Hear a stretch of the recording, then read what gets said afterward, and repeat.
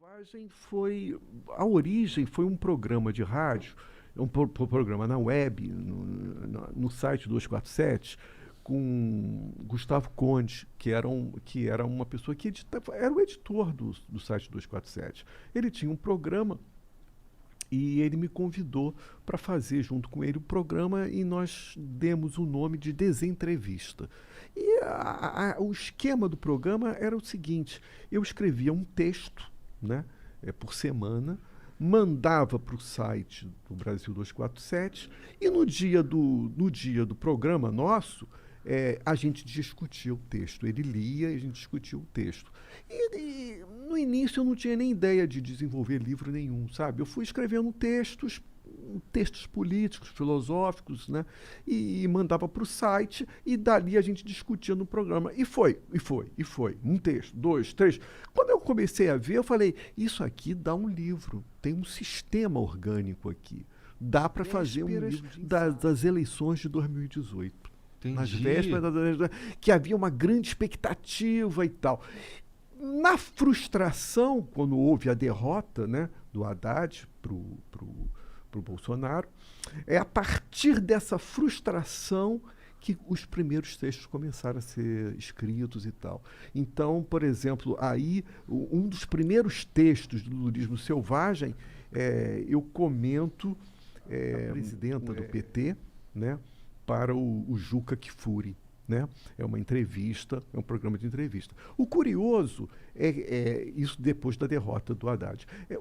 Depois teve o Safatler, que também tem uma entrevista dele, que eu comento essa entrevista. E o curioso nesse livro de ensaios é que eu trabalho com uma salada de informações, no sentido, por exemplo, eu trabalho com uma entrevista, depois eu vou para um livro, eu vou para um artigo acadêmico, depois eu vou para operários, que são pessoas que vêm da academia e que escrevem artigos, são verdadeiros operários e são muito importantes. Eu trouxe vários artigos dessas pessoas e falei trouxe um livro de um escritor russo, Mikhail Zygar, que escreveu um livro sobre o presidente da Rússia, desde o momento que ele tomou posse até os dias de hoje, né? É um texto jornalístico. Está me entendendo? Então, existem diversas fontes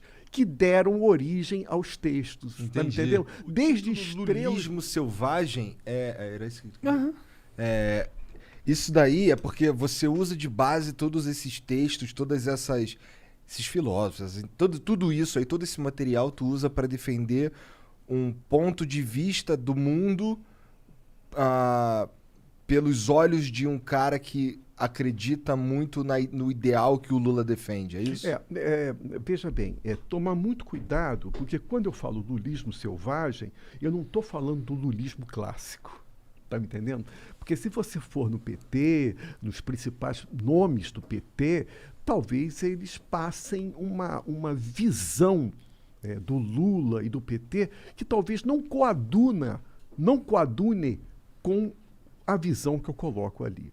Por exemplo, eu já coloco uma passagem que é um dos focos importantes desse livro e que talvez o PT não valorize tanto. São os movimentos de rua de 2013. Agora, toma cuidado que muitas pessoas hoje do PT veem naquele movimento de rua de 2013 o ovo da serpente que viria a gerar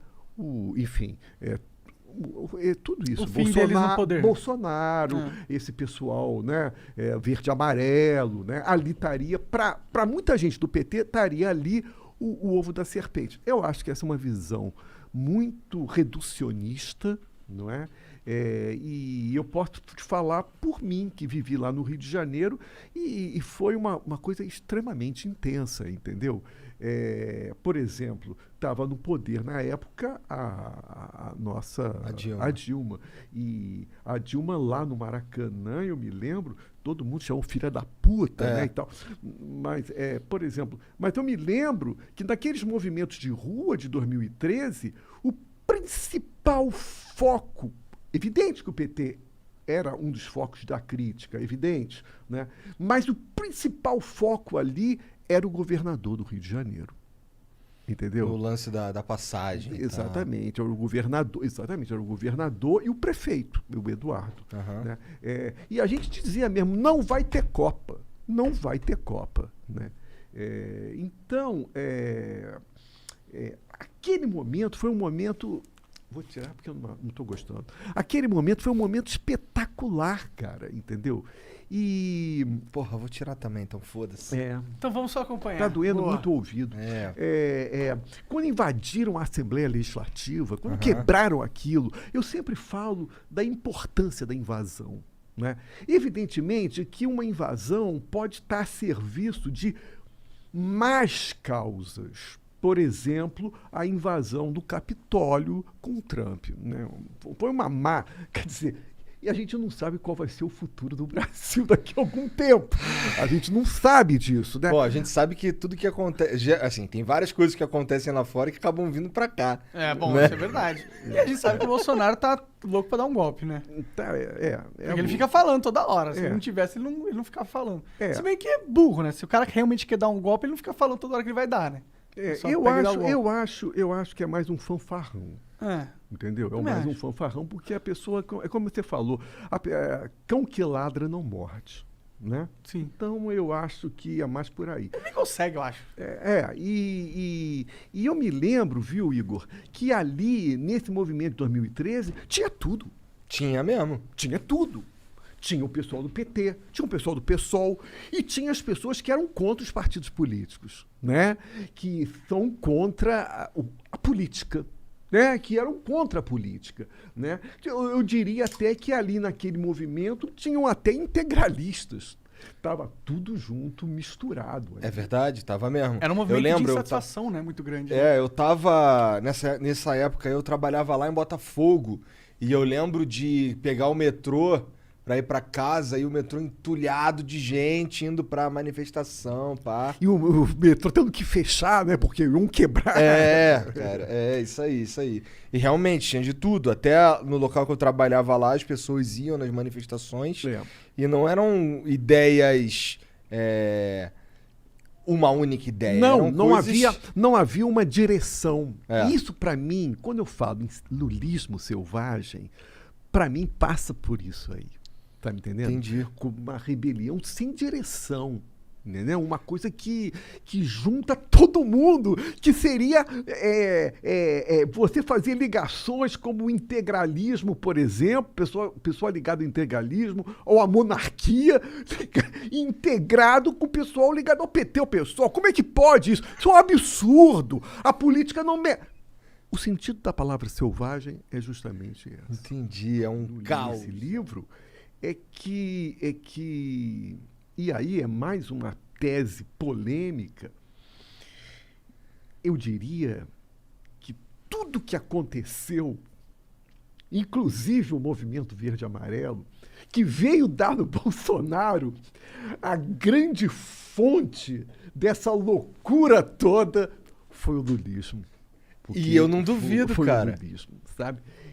O que é muito diferente de querer colocar Lula no mesmo patamar de Bolsonaro. É uma outra coisa que é uma coisa ridícula, idiota, que eu vejo muito da Globo News, com aquela Eliana Castanheda, querer colocar Lula no mesmo nível de Bolsonaro. É ridículo isso. O Lula é muito mais sofisticado, né? Estou falando de uma outra coisa, de uma outra dimensão.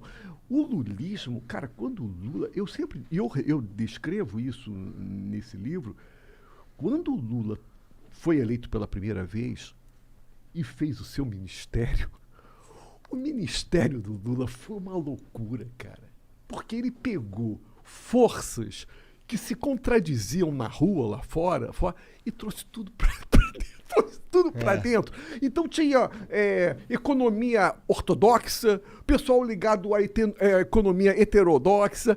Eram movimentos completamente que estavam dentro do governo. Sabe, cara? Ele realmente tem uma habilidade política que só não dá pra negar. Eu nunca vi isso na